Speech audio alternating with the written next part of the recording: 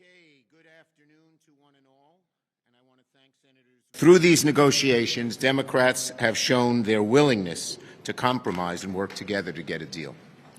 Now this work is not easy.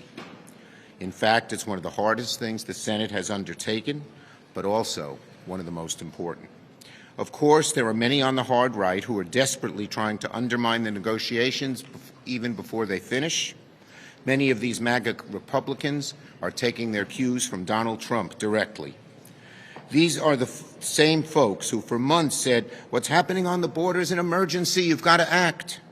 And yet now, when real, meaningful, and bipartisan legislation could potentially be within reach, they're doing everything they can to kill it. The usual suspects. We dare not go down the road of defeat. We dare not shrink from our sacred obligation to defend democracy in its hour of need. Our friends in Ukraine need our help, and we must answer the call.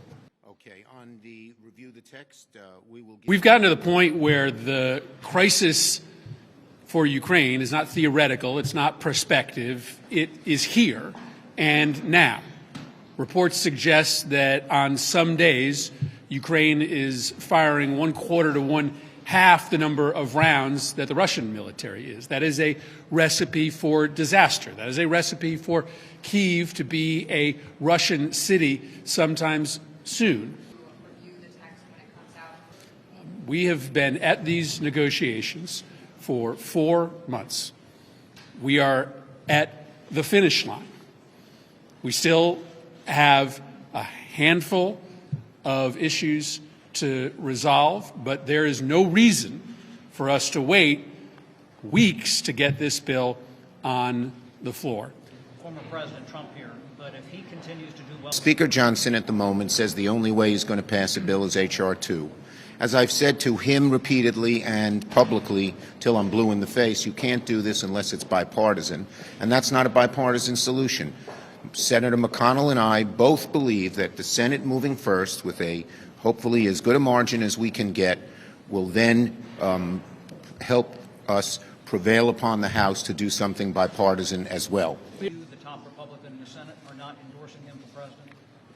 Well, I don't have any announcement to make on the presidential election. In fact, you all may recall I've stayed essentially out of it, and when I change my mind about that, I'll let you know. Well, as you can imagine, we spent a good deal of time discussing.